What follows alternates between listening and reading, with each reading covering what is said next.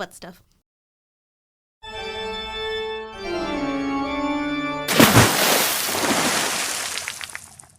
You just wanted to say butt stuff. I did. You know, right. I love it. All right, are we ready? Yes, let's do it.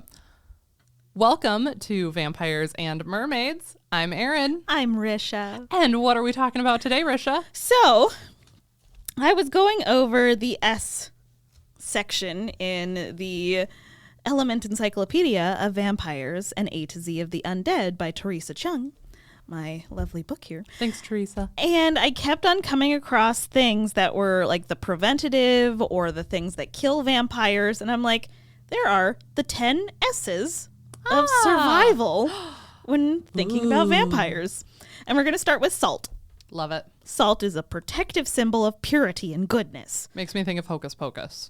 Ah, see, it makes me think of Supernatural. That too. Yeah. There's rock salt shotgun. Right. God, Dina's so hot. Sam.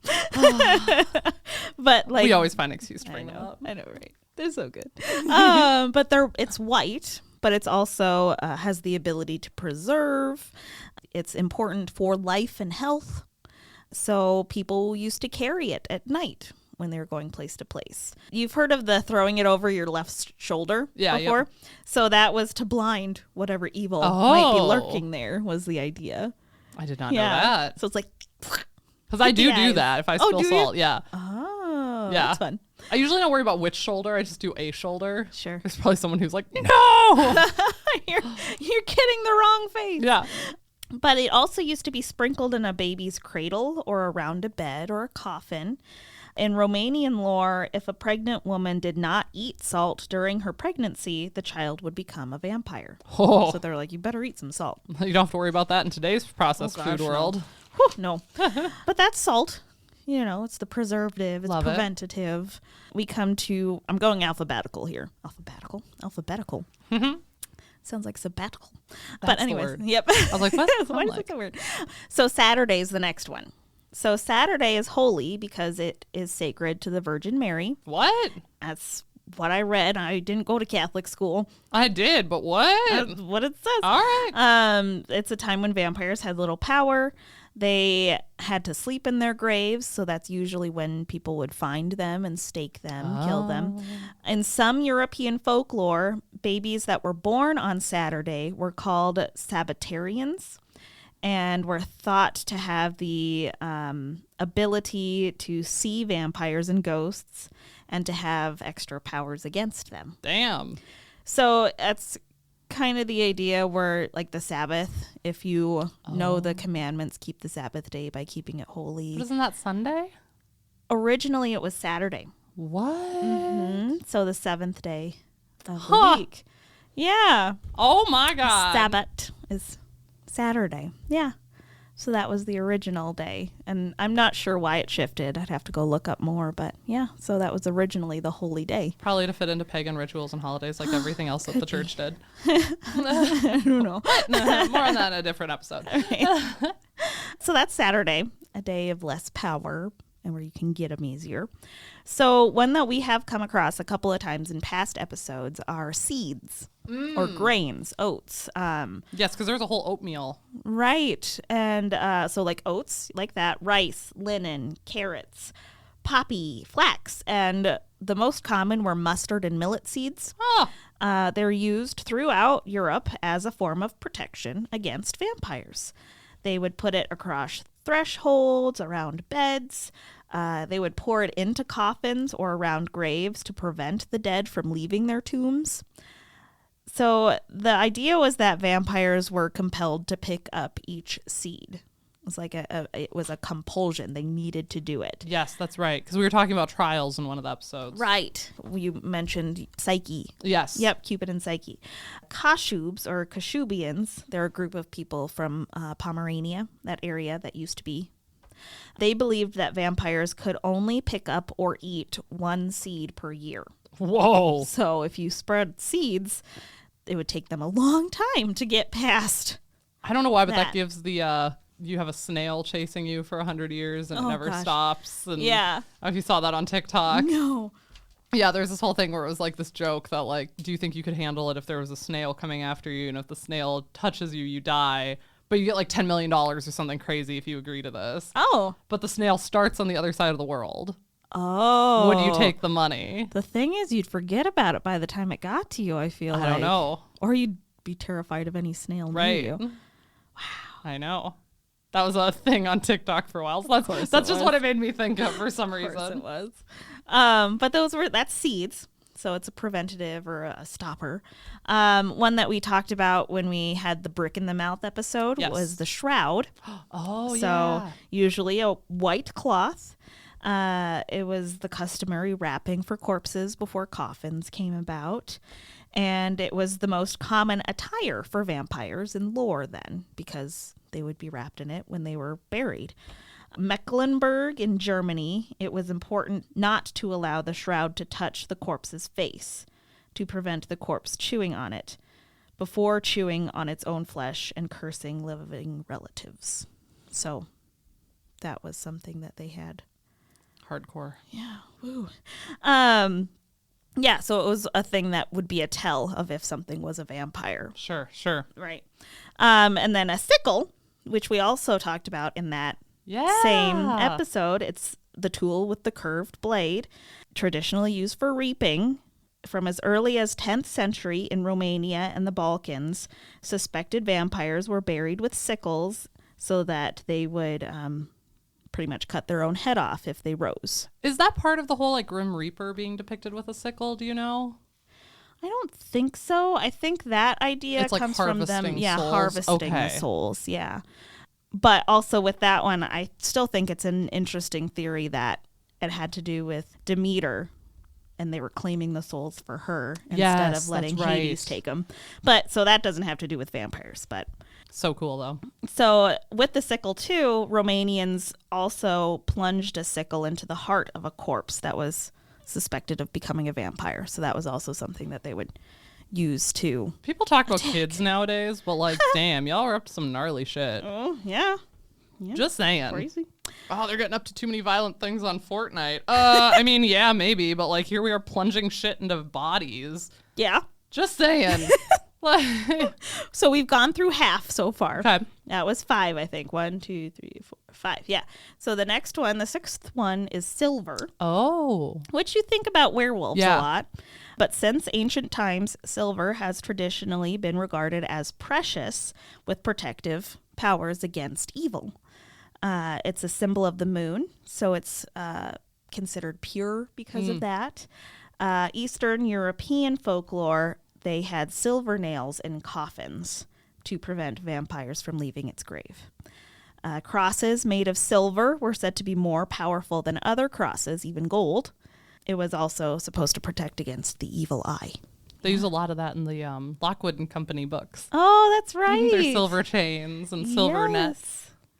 Yeah. What a charming series. Yeah, I do like that. I only read the first one and saw the series, but I did like it a lot. Silver bullets were thought to kill vampires both in and out of their coffins, although it has been more commonly used against werewolves. Yeah. Cool. So that was silver. This one threw me. This one I had never heard before. I was trying to think of S's before you read them, and I'm struggling. So this one is a sock. What? Like foot sock? Like a foot sock. Yep. Okay. Yep. Again, feet.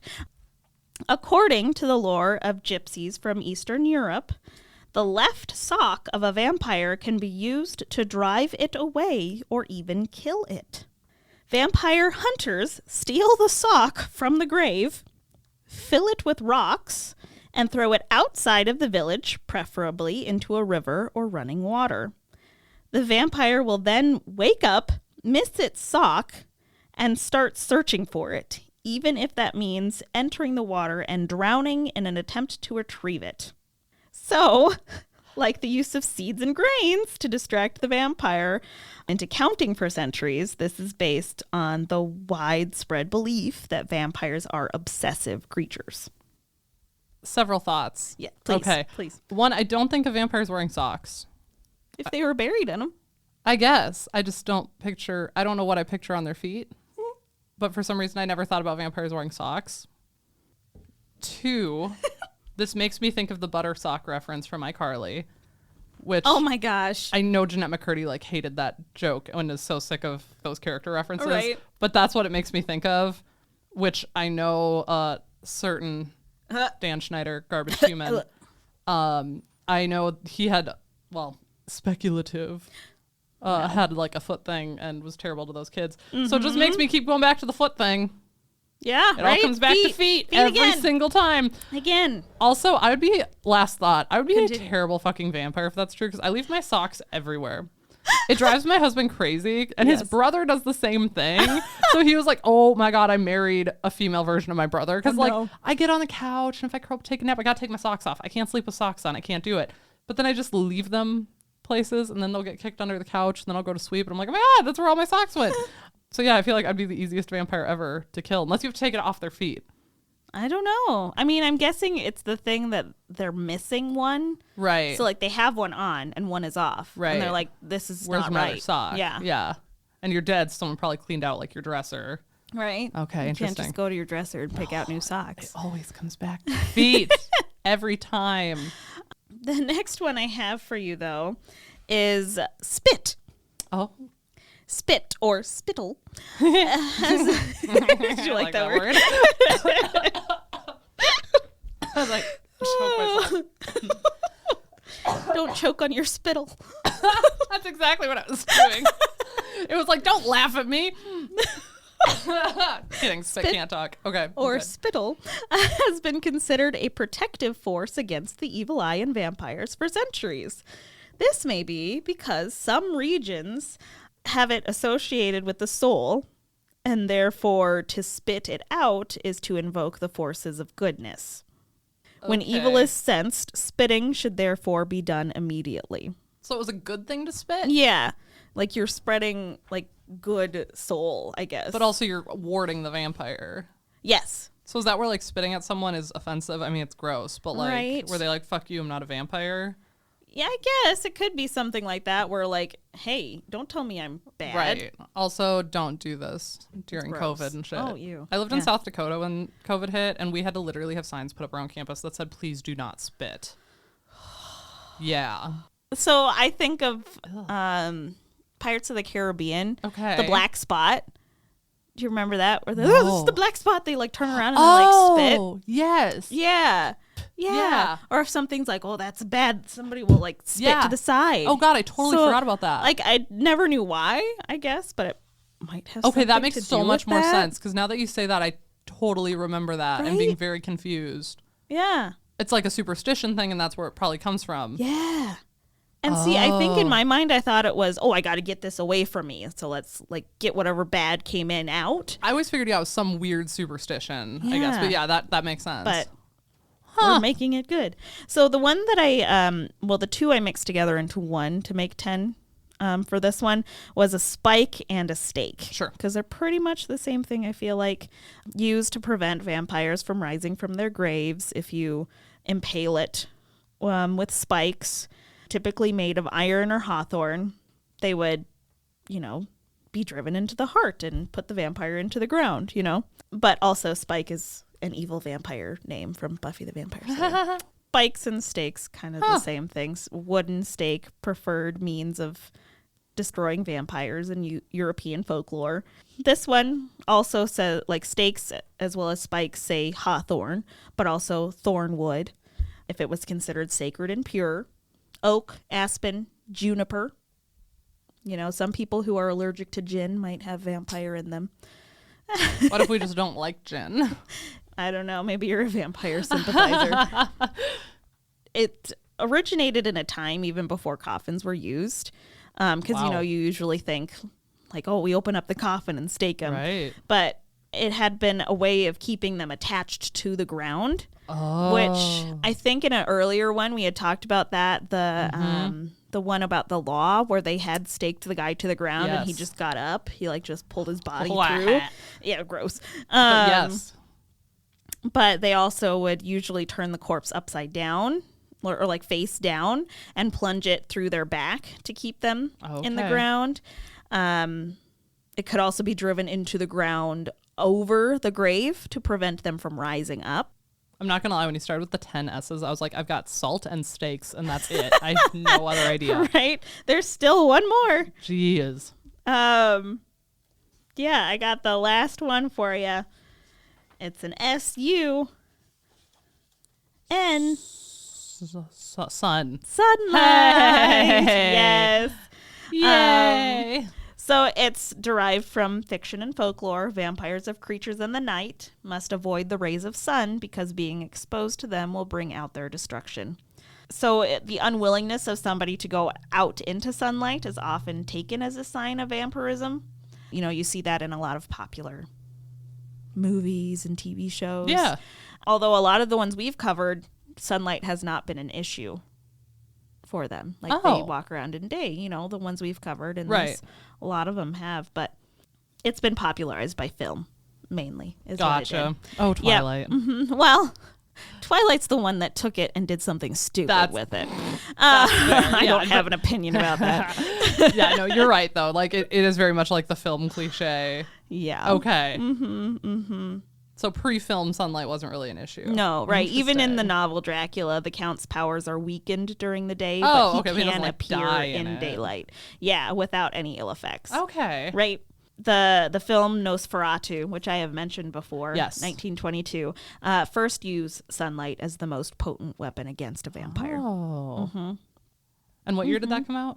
1922. Okay, I figured you said 1922, but I wasn't sure if that was the name or no. if that was the year it came out. Okay. That was the year, yeah. Like, I don't know what Nosferatu means, so maybe that means 1922. I don't know. An Interview with a Vampire is Anne Rice's, right? Yes. Okay, so sunlight is equally lethal to vampires. Are we reading that in the fall? We should. I'm down. Yeah. Or read it after Persuasion. Oh, yeah. And then we can have our episode come out around Halloween. Okay, let's cool. do that. Yay. I like that. Yeah, but as you said, Twilight, they aren't destroyed. They just sparkle, which is why they're not vampires. They're fairies. That's one of the reasons why. We'll cover Twilight We'll at some talk about Twilight at some point. I love it. Yeah. Okay, so it's convenient that you mentioned Pirates of the Caribbean because this ties in a little bit to that. Not really. I draw parallels. I also have to go on my phone for some of these screenshots because I didn't write everything down. We haven't talked about the Mermaids and Pirates of the Caribbean. We have not yet. We need to. Yeah. So I have a couple of questions for you. Oh, because I don't know. Did you see what I was writing or what I have? Okay, good.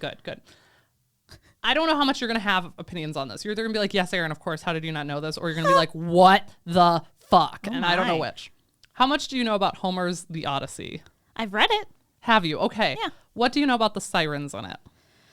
Oh, gosh, it's been a while. What do you picture just off the top of your head? There's no wrong answer. Well, honestly, I'm starting to think about Sinbad and like the sirens that Eris puts in with them. Okay, what are they like? Oh, she like has a glass and like she twirls it around and then they appear and they're pretty much just made of water entirely. Okay.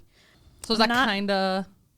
That I don't think that's the Odyssey ones because it's been a while since I read that's it, fair. so I'm not really picturing any. When you say it, I might remember, but I don't remember right now. Yeah, no, that's totally fine because again, there's not really a wrong answer. The sirens in Homer's Odyssey typically have been described as like a traditional mermaid, right? But enter Emily Wilson, who is a University of Pennsylvania classicist, and she actually translated. Is it the Odyssey or just Odyssey? I think it's the Odyssey. Okay, that's what I thought too. Like the Iliad. Yeah, she translated the Odyssey and won several awards for its modern language and style. Oh, cool. And she's actually the first woman to publish a full English translation. Oh.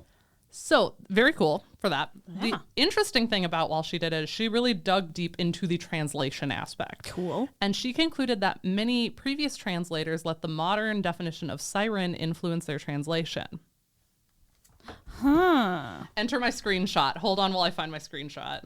Okay, so the description of the sirens is actually a lot briefer than people would expect in the Odyssey, especially considering like the cultural implication of them. Right. Because that was kind of like the first siren in recorded anything.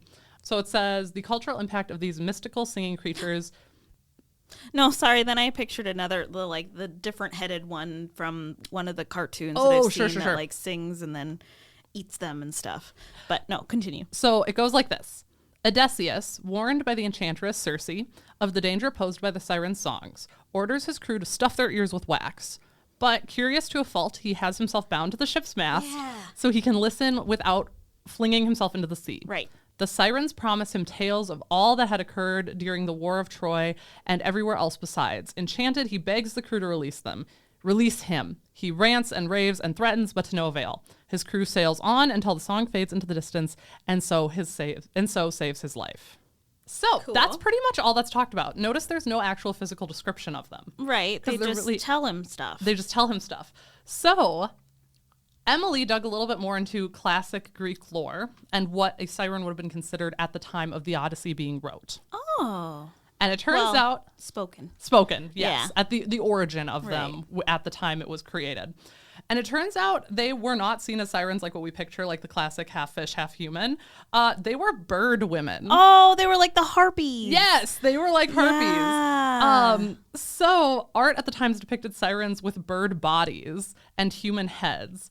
At the time, birds in Europe were thought of as, quote, otherworldly, so spirits, after death relations. I was wondering if that has anything to do with like magpie omens, because people get weirded out when they see magpies in their nursery rhymes with it. Or like cardinals being souls. Yes, yep. Returned.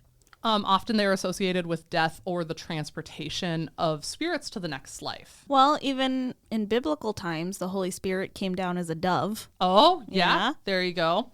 One of the things that Emily Wilson looked at was their art specifically in tombs, because they were often found in tomb art. Specifically in ancient Mediterranean and Middle Eastern cultures. I am quoting this off a website, by the way.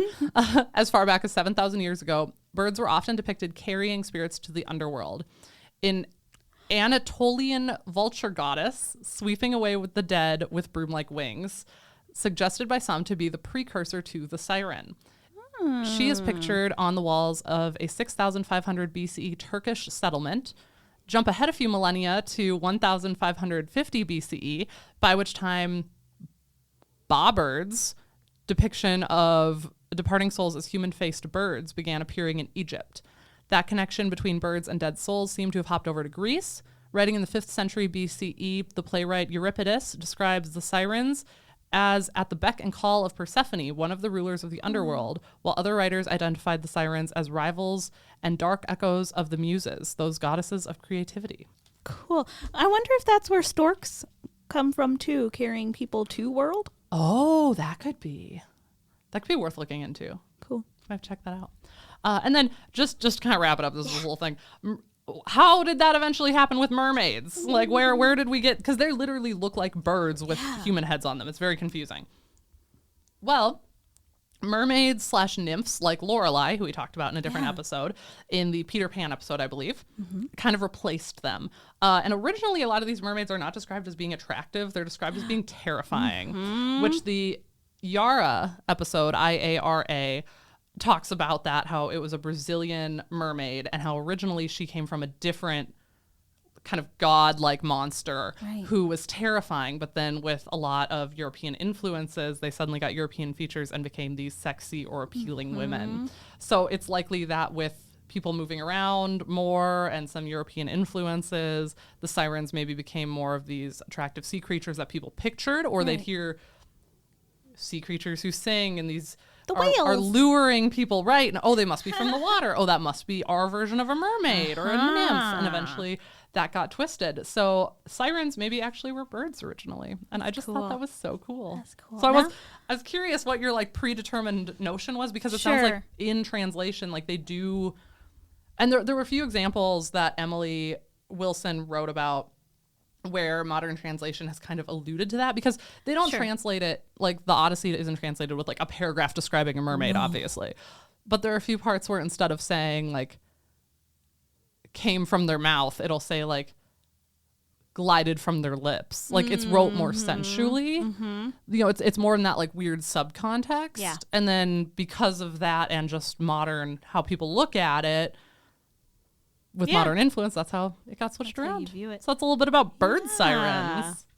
That's cool. I knew you'd like the tomb art part. Yeah, that was really cool. And then you went to like Euripides and stuff and all that. That's cool. It's wild. Yeah. It's super fun. So, well, see, now I want to know why on like the prow of ships they had mermaids on the prow of ships. Ooh, I'm taking your pen. Please do. Which is a fun little kitty, and I'm putting that on there.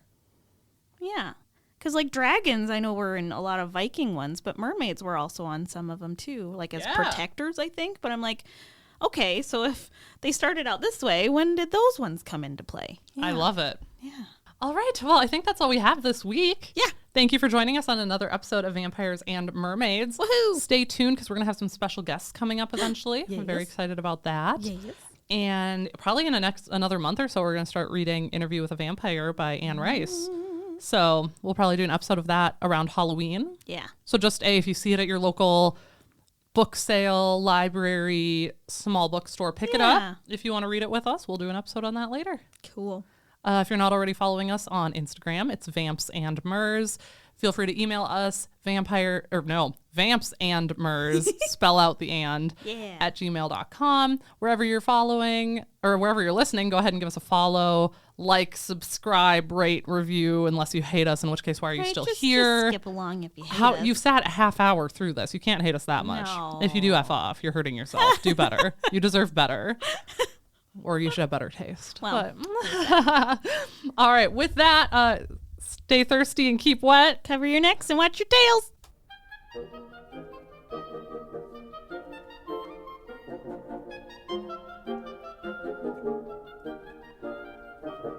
Obscurantism and obfuscation. Orally observed, gentle listener. Gentle listener. Gentle listener. Gentle listener. Obviated objects of oblivion. Obambulating about. Offered unto you. Offered unto you. In the Tapestry Radio Network. TapestryRadio.org. From our fancy to yours.